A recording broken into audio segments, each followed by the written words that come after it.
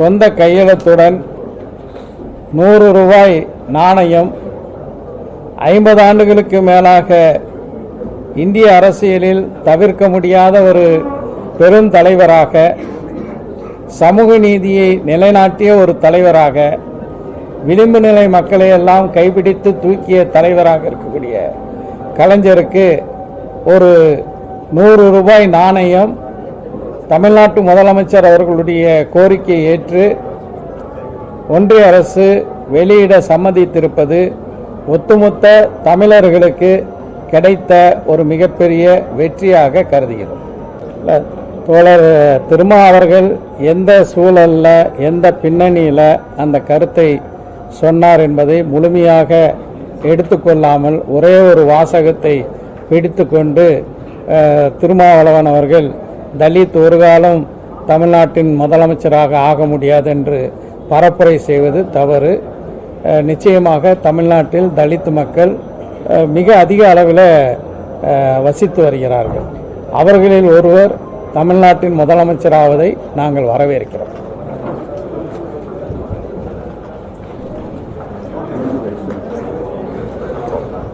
மனிதநேய மக்கள் கட்சியினுடைய இளைஞர் அணி செயற்குழு கூட்டம் திருச்சியில் நடைபெற்று கொண்டிருக்கிறது. இதில் மிக முக்கியமாக பல்வேறு தீர்மானங்கள் நிறைவேற்றப்பட்டிருக்கின்றன. அதில் முக்கியமாக தமிழ்நாட்டில் போதை மருந்து பயன்பாட்டுக்கு எதிராக போதை மருந்துகளினுடைய தீமைகள் பற்றிய விழிப்புணர்வு இயக்கத்தை ஒரு பெரும் அளவில் மனிதநேய மக்கள் கட்சியினுடைய இளைஞர் அணி ஒரு இயக்கமாக நடத்தும் என்று தீர்மானிக்கப்பட்டிருக்கிறது. குறிப்பாக வரும் டிசம்பர் 31க்குள் இளைஞர்களுக்கு மத்தியில் போதைக்கு எதிரான விழிப்புணர்வை ஏற்படுத்துவதற்காக 100 இடங்களில் இருசக்கர பேரணி நடத்த தீர்மானித்திருக்கின்றது. அதேபோல 10 லட்சம் இளைஞர்களை நேரிலே சந்தித்து போதைக்கு எதிரான விழிப்புணர்வை ஏற்படுத்துவதற்கும் இந்த இளைஞரணி செயற்குழுவில் தீர்மானிக்கப்பட்டிருக்கிறது. போதை பயன்பாட்டுக்கு எதிராக இன்னும் அதிகமான விழிப்புணர்வையும் சட்ட நடவடிக்கைகளையும் தமிழ்நாடு அரசு மேற்கொள்ள வேண்டும் என்றும் இந்த இளைஞரணி செயற்குழுவில் தீர்மானிக்கப்பட்டிருக்கிறது. விடுதலை திருநாளில் டெல்லி செங்கோட்டையில் கொடியேற்றிவிட்டு பிரதமர் மோடி ஆற்றிய உரை அரசமைப்பு சட்டம் தந்திருக்கின்ற உரிமைகளுக்கு விரோதமாக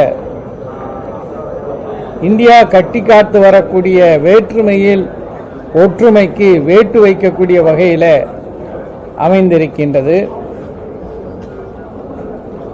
கம்யூனல் சிவில் கோட், வகுப்புவாத சிவில் சட்டங்களை எதிர்ப்பதாக பிரதமர் மோடி உரையிலே சொல்கிறார். செக்குலர் சிவில் கோட் கொண்டு வரப்போவதாக அவர் தெரிவித்திருக்கிறார். ஏற்கனவே நாடு முழுவதும் இருக்கக்கூடிய 9,40,000 ஏக்கர் வக்ஃபு நிலங்களை அபகரிப்பதற்காக வக்ஃபு திருத்த சட்டத்தை நாடாளுமன்றத்தில் மக்களவையில் கொண்டு வந்தமையான எதிர்ப்பு, பாஜக கூட்டணியில் இருக்கக்கூடிய தெலுங்கு தேசம், எல்ஜேபி கட்சிகளினுடைய ஆட்சேபம், இவற்றின் காரணமாக அந்த வக்ஃபு திருத்த சட்டம் இப்போது கூட்டு நாடாளுமன்ற குழுவினுடைய பரிசீலனைக்கு அனுப்பப்பட்டிருக்கின்றது.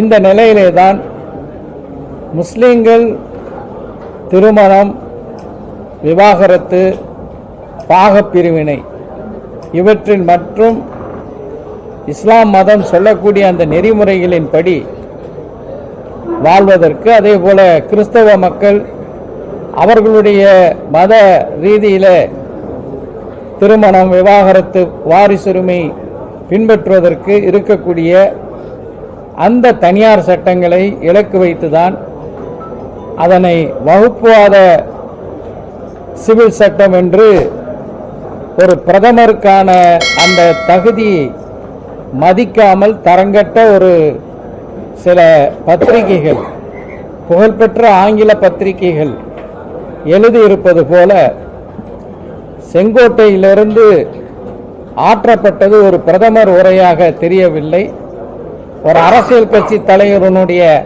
அரசியல் உரை போல அமைந்தது என்று விமர்சித்திருக்கிறார்கள். இந்த பொது சிவில் சட்டம் என்ற அந்த பதத்தை எடுத்துவிட்டு இப்போது காமன் சிவில் சட்டம் என்ற ஒரு பதத்தை பயன்படுத்தி பட்டவர்த்தனமாக சிறுபான்மை மக்களை இலக்கு வைத்து பிரதமர் மோடி பேசியிருக்கிறார். அரசமைப்பு சட்டம் 25வது பிரிவு இந்திய குடிமக்களுக்கு எந்த மதத்தையும் பின்பற்றவும் கடைபிடிக்கவும் பிறருக்கு எடுத்துரைக்கவும் உரிமை தருகிறது. அதற்கு பங்கு விளைவிப்பது போல பிரதமர் மோடியினுடைய உரை அமைந்திருக்கின்றது. இந்தியா கூட்டணி தலைவர்கள், இந்தியா கூட்டணி கட்சிகள் இதனை கடுமையாக எதிர்க்க வேண்டும், எதிர்ப்பார்கள் என்ற முழு நம்பிக்கை எங்களுக்கு இருக்கின்றது. இதை தொடர்ந்து நாங்கள் வலியுறுத்துவோம். அவ்வளோதான், வேற எதுவும் கேள்வி தமிழக முதல்வர் கலந்துகிட்டதை அதிமுக விமர்சிக்கிறாங்க.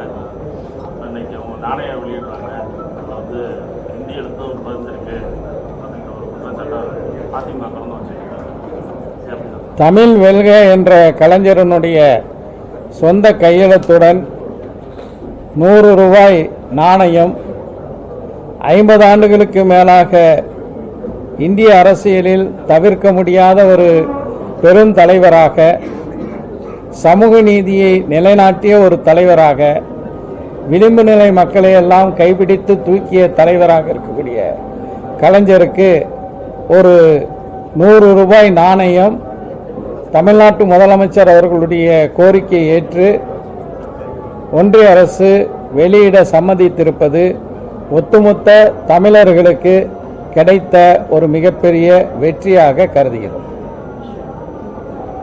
சட்ட ஒழுங்கு மற்றும் மது விற்பனையில அதிமுக ஆட்சிக்கும் திமுக ஆட்சிக்கும் என்ன வித்தியாசம்? பல புள்ளி விவரங்கள் இப்போது வந்திருக்கின்றது. நம்முடைய டிஜிபி அவர்கள், சங்கர் ஜிவால் அவர்கள் கூட புள்ளி விவரங்களை வெளியிட்டிருக்கிறார். 10 ஆண்டுகள் அதிமுக ஆட்சி செய்தது.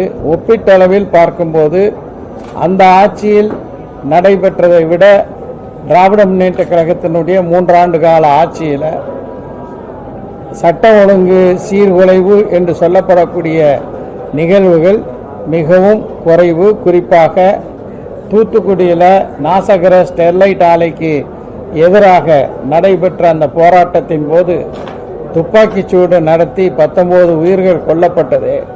அதுதான் தமிழ்நாட்டில் சமீப காலத்தில் ஏற்பட்ட மிகப்பெரிய சட்டம் ஒழுங்கு சீர்குலைவாக, அதனுடைய உச்சமாக கருத முடியும். நன்றி. உள்ளிட ஒதுக்கீடு விவகாரத்தில் மாநில அரசு முடிவு செய்யலாம் சொல்லி உச்சநீதிமன்றம் தீர்ப்பு சொல்லியிருக்கு. ஏற்கனவே முஸ்லீம்களுக்கு 3.5% இடஒதுக்கீடு இருக்கு. அதை அதிகப்படுத்துறதுக்கு எதுவும் கோரிக்கை வச்சுருக்காங்க? நிச்சயமாக முஸ்லீம்களுக்கான 3.5 விழுக்காடு இடஒதுக்கீடு அதிகரிக்கப்பட வேண்டும். இந்த பொருளாதாரத்தில் நலிவடைந்தவர்களுக்கான அந்த இடஒதுக்கீடு தொடர்பாக உச்சநீதிமன்றம் அளித்த தீர்ப்பின் அடிப்படையில் இந்த 50 விழுக்காட்டுக்கு மேலே ஒரு மாநிலத்தில் இடஒதுக்கீடு செல்லலாம் என்ற அந்த வரம்பு இப்போது அந்த தீர்ப்பின் வழியாக உடைந்திருக்கின்றது. எனவே ஒவ்வொரு மாநில அரசும் அந்த மாநிலத்தில் இருக்கக்கூடிய அனைத்து பிற்படுத்தப்பட்டோர், மிகவும் பிற்படுத்தப்பட்டோர், பட்டியலின மக்கள், பழங்குடியின மக்கள், பிற்படுத்தப்பட்ட முஸ்லீம்கள் அனைவர்களுக்கும் அவர்களுடைய மக்கள் தொகைக்கேற்ப இடஒதுக்கீடு கொடுப்பதற்கான ஒரு வழி பிறந்திருக்கின்றது. எனவே அனைத்து மக்களுக்கும் அவர்களுடைய மக்கள் தொகைக்கேற்ப இடஒதுக்கீடு தர வேண்டும் என்பதை நாங்கள் தொடர்ந்து வலியுறுத்தி இருக்கிறோம். நன்றி. சாரி, மீட்டிங் கண்டினியூ பண்ணணும், வெளியே கிளம்பணும். தமிழ்நாட்டில் வந்து ஒருபோதும் தலித்து மக்கள் வந்து முதல்வர் ஆக முடியாதுன்னு தொல் திருமாவளவன் சொல்லியிருக்காரு. இப்போ இதுக்கு நீங்க என்ன சொல்லுவீங்க? அந்த கருத்தை ஆதரிக்கிறீங்களா?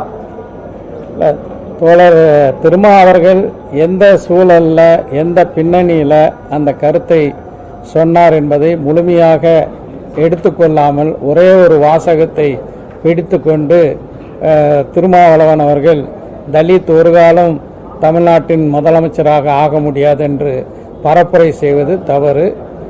நிச்சயமாக தமிழ்நாட்டில் தலித் மக்கள் மிக அதிக அளவில் வசித்து வருகிறார்கள். அவர்களில் ஒருவர் தமிழ்நாட்டின் முதலமைச்சராவதை நாங்கள் வரவேற்கிறோம்.